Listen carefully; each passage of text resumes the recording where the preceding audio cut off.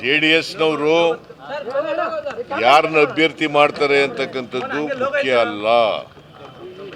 ನಮ್ಮ ಅಭ್ಯರ್ಥಿ ಪ್ರಬಲವಾಗಿದ್ದಾರೆ. ಯೋಗೇಶ್ವರ್ ಅವರು ಕಾಂಗ್ರೆಸ್ನಲ್ಲಿ ಇದ್ದವರು, ಕಾಂಗ್ರೆಸ್ನಿಂದ 2 ಬಾರಿ ಶಾಸಕರಾಗಿದ್ದಂಥವ್ರು. ಅವರು ಮತ್ತೆ ವಾಪಸ್ ಬಂದಿದ್ದಾರೆ. ಅಲ್ಲಿ ಅನ್ಯಾಯ ಆಯಿತು, BJPಯಿಂದ ಅನ್ಯಾಯ ಆಯಿತು, NDAಯಿಂದ ಅನ್ಯಾಯ ಆಯಿತು, JDSಯಿಂದ ಅನ್ಯಾಯ ಆಯಿತು ಅಂತೇಳಿ ವಾಪಸ್ ಬಂದಿದ್ದಾರೆ.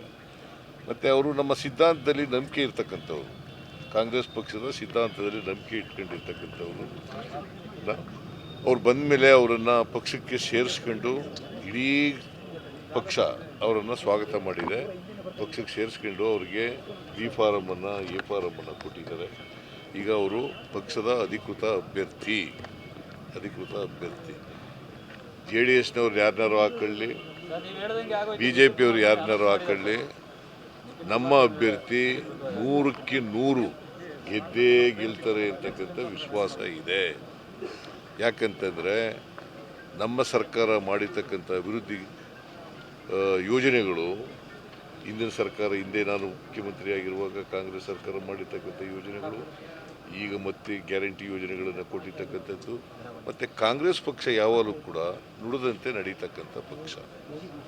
ಏನು ಜನರಿಗೆ ಆಶ್ವಾಸನೆ ಕೊಟ್ಟಿದ್ದೀವಿ, ಆಶ್ವಾಸನೆಗಳನ್ನು ಈಡೇರಿಸಿರ್ತಕ್ಕಂಥ ಪಕ್ಷ. ಸೊ ಹಾಗಾಗಿ ಜನರು ಪ್ರೀತಿ, ಒಲವು ನಮ್ಮ ಪರ ಇದೆ. ನಮಗೆ ನಮ್ಮ ಅಭ್ಯರ್ಥಿಗೆ ಆಶೀರ್ವಾದ ಮಾಡೇ ಮಾಡ್ತಾರೆ ಅಂತಕ್ಕಂಥ ವಿಶ್ವಾಸ ಇದೆ. ನಮ್ಮ ಅಭ್ಯರ್ಥಿ ದೊಡ್ಡ ಅಂತರದಿಂದ ಗೆಲ್ತಾರೆ. ನಿಖಿಲ್ ಕುಮಾರಸ್ವಾಮಿ ಅನೌನ್ಸ್ ಮಾಡಿದ್ದಾರೆ ಸರ್ JDS ಇಂದ.